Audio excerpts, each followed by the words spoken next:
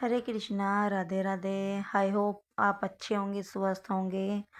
सर्दियाँ चालू हो गई हैं, तो ऐसे में हम लड्डू गोपाल जी की सेवा कैसे करें, आइए जानते हैं। सर्दियों में हमें जो लड्डू गोपाल जी, उन्हें हमें अपने बच्चे के जैसे ही देखभाल करनी चाहिए। जैसे हम अपने बच्चों का ध्यान रखते हैं लड्डू गोपाल जी का, ऐसे ही हमें अपने लड्डू गोपाल जी का भी ध्यान सर्दियों में अलग तरीके से रखा जाता है। सर्दियों की रूटीन अलग होती है, लड्डू गोपाल जी की देखभाल अलग होती है, और गर्मियों में लड्डू गोपाल जी का रूटीन अलग होता है। आइए जानते हैं हमें जो लड्डू गोपाल जी की सेवा हमें कैसे करनी चाहिए। लड्डू गोपाल जी के हिसाब से, बच्चों के हिसाब से तो ठंड बहुत ज़्यादा बढ़ चुकी है, इसलिए हम लड्डू गोपाल जी को गर्म वस्त्र ही पहनाना शुरू कर दे। लेकिन मैंने अभी ठंडी ड्रेस पहनाई है, तो मैंने सोचा कि एक वीडियो ही मैं सर्दी के ऊपर लड्डू गोपाल जी के लिए बना दूं कि लड्डू गोपाल जी की सेवा कैसे करें।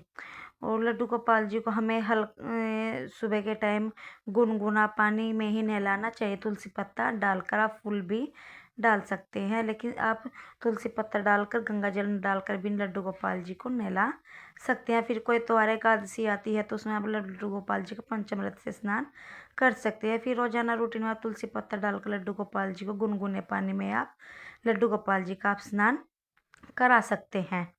फिर उसके बाद लड्डू गोपाल जी को आप हल्का हल्का गरम गरम भोजन खिलाइए।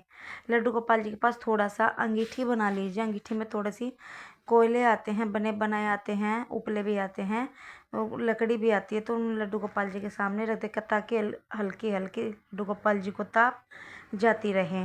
और फिर लड्डू गोपाल जी को पूरा ही रूटीन चेंज होता है। लड्डू गोपाल जी का जो बेड शीट हैं, पीलू हैं, तकिए हैं, हमें गर्म वस्त्र हमें बिछा देने चाहिए, ठंडे वस्त्र वहाँ से उतार देने चाहिए, जैसे कि हम अपने खुद के लिए, बच्चों के लिए करते हैं। ऐसे हमें लड्डू गोपाल जी का ध्यान भी रखना चाहिए। फिर उसके बाद जैसे जैसे शाम होती जाती है, शाम को हम लड्डू गोपाल जी को लड्डू घर में बना लीजिए। आप लड्डू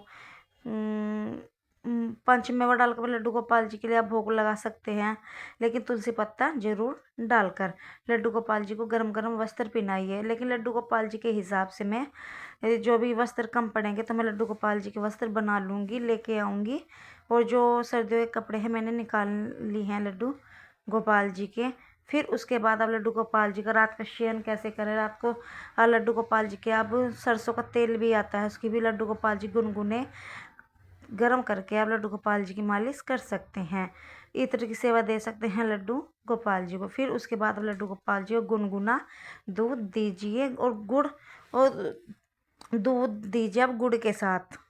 फिर सर्दियों में गुड़ गर्म होता है, तो इसलिए लड्डू गोपाल जी को हमें गर्म गर्म चीज़ों का ही भोग लगाना चाहिए। गुड़ का ही आप भोग लगा सकते हैं। गुड़ के साथ लड्डू गोपाल जी को दूध आप अर्पित कर सकते हैं। गुड़ के साथ आप लड्डू गोपाल जी को दूध दे सकते हैं, तुलसी पत्ता डालकर।